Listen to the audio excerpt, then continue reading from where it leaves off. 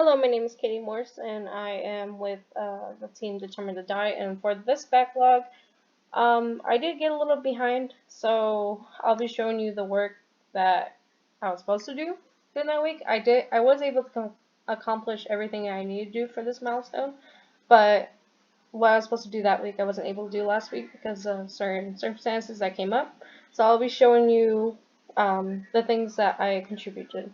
So for Determine to Die, we have two new maps that I was able to develop. One of them is in a prison yard, and I will explain each segment. Let's see.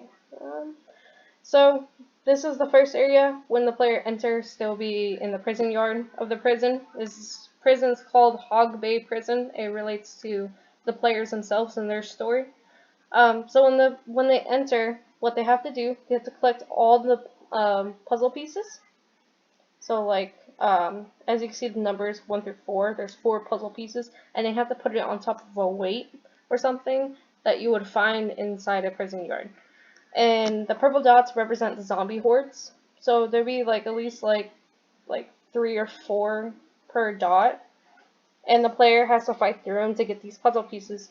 These blue lines are traps. So with the prison, I decided to do a trap that was electric.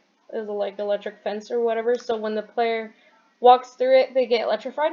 Also, it would be timed, so the player has to like strategize. Now with the traps in both areas, they can use that to their advantage. Say there's a ton of zombies in that certain area, they can kind of lure the zombies towards it, and the trap will kill them as well. That's why also too you have some traps and some towers with more zombies. And the green things are covers, and then the green dots are items. And then the circles are towers, and then there's safe rooms. So there's 4 segments to each map. So this is the first segment. So this is a safe room before you go into the next segment. And let's see. Let me show you the next segment.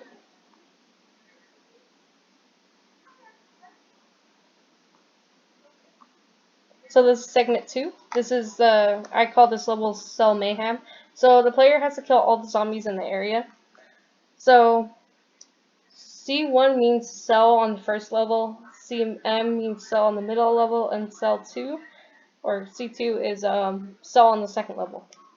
So what the player has to do, they have to kill all the zombies, and in this case, they can either go as one and defeat all the zombies in the area, which are the purple dots, or they could split up and try to conquer both sides at the same time. Well, this may be hard, but it will prove a challenge to some, especially on this side, because there's more zombies on this side than there is on this side. Also, there's better items on this side than there is on this side. So if the player goes on this side, it gets the better items, and then they can just fly through this level. But if the players start on this side, they get lesser items, and it may prove a challenge to face against these. And then once they kill all the zombies, the safe room for the next segment will be unlocked, and then the players can go in there to go into the third segment, which is the warden. This is the warden area. So basically, again, you're forcing the players to split off. They can either go this way and up, or they can go this way and up. And basically, what happens is this orange star thing represents the key to get into the safe point. But when they get close to it, a panic horde will appear, and they have to face off against these zombies. And then the traps are the same.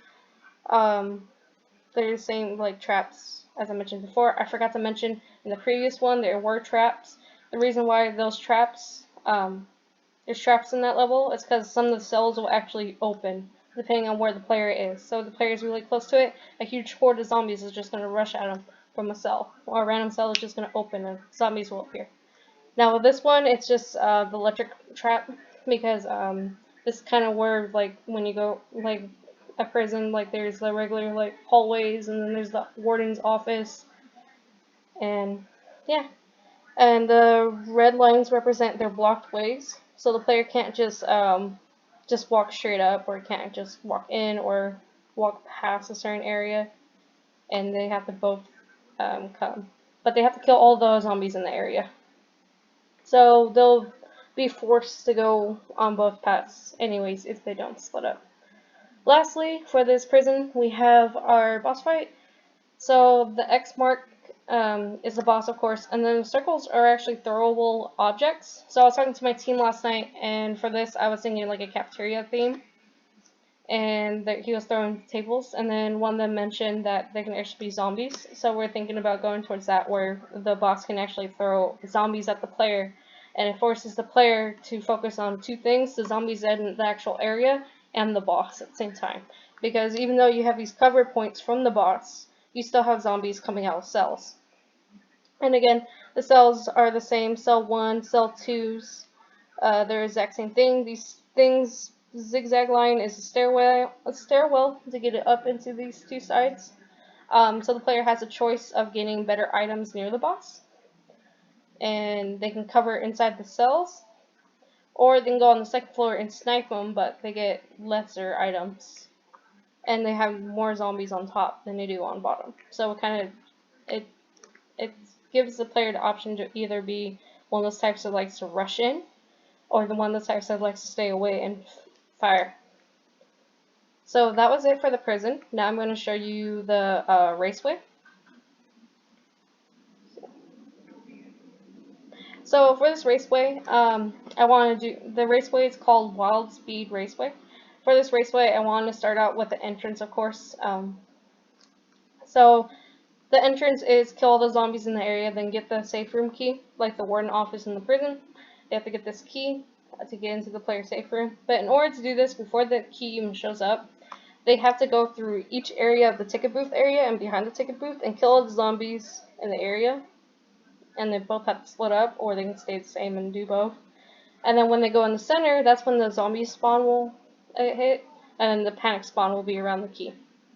And then if the player, there's lesser items in this level, because if the player doesn't plan accordingly, they can run out of items, forcing it to be a very challenge area, even though it doesn't appear to be much. It forces the player to use their bullets and ammo and medkits wisely.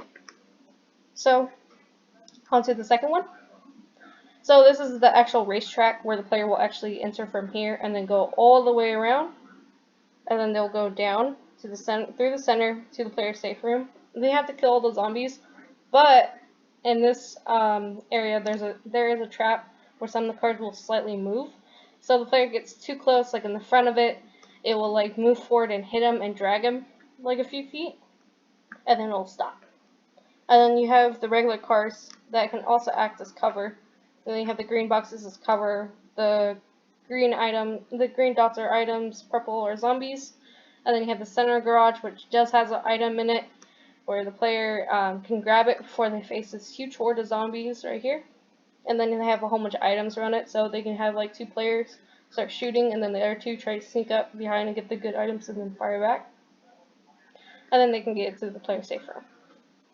The next segment is the garage. So this is a puzzle area.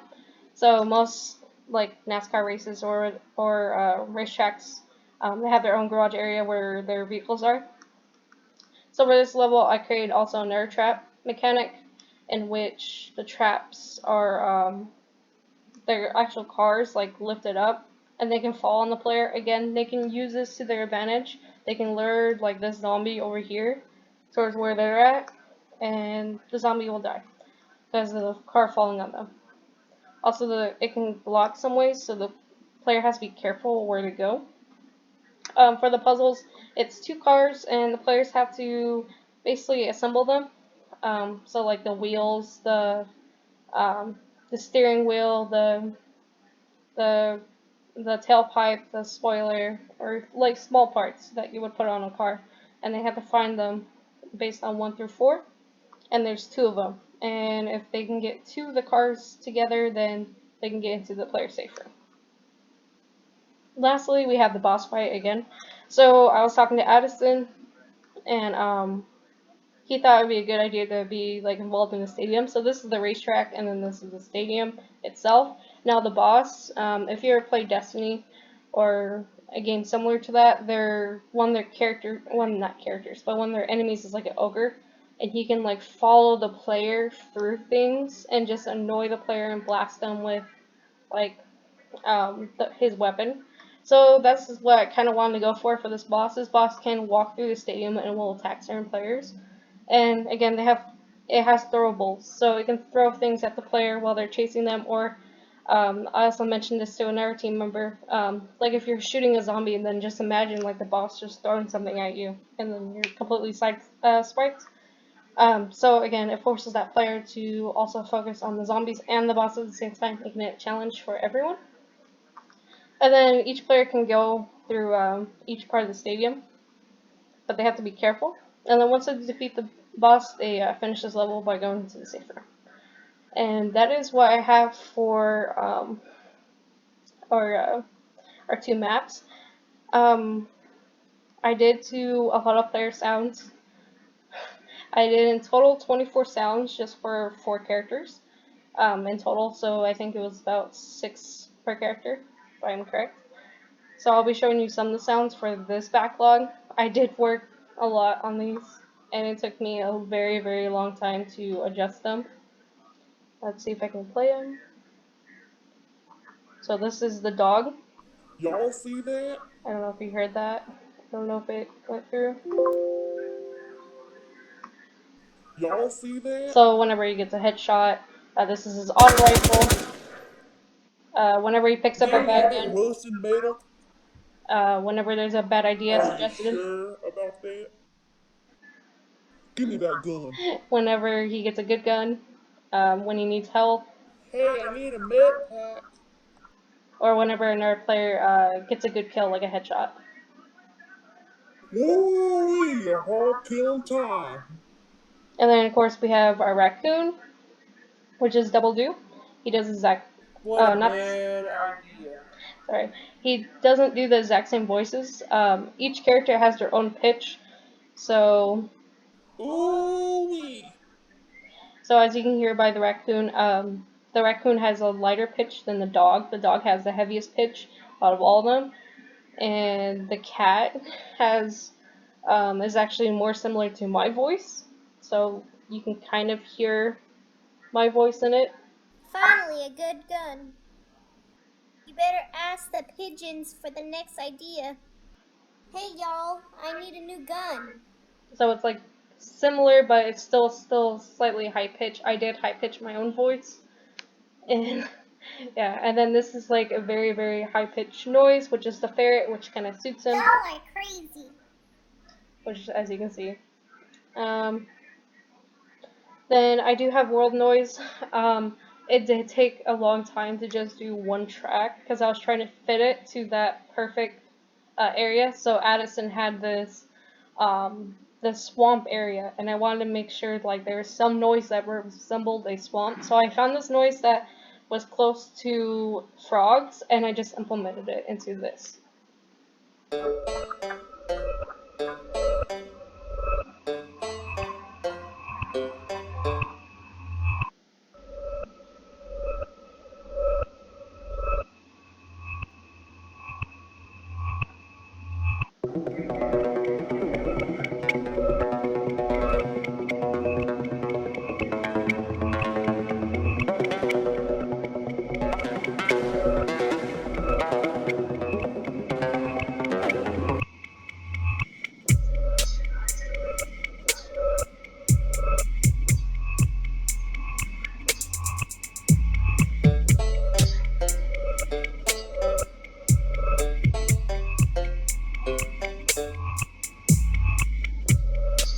So that's the general of the noise. And then I have his actual first level, which is the hills, which I hope you'll see in the prototype.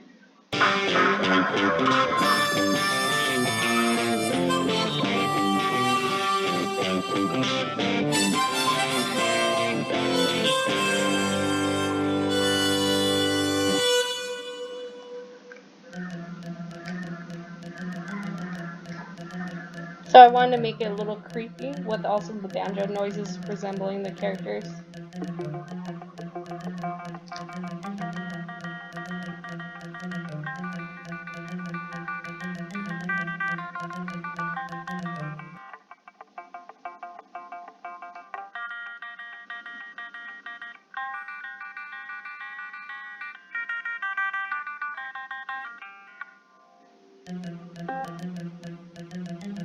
So that's the general the noise, and then also too I have noises like countdown.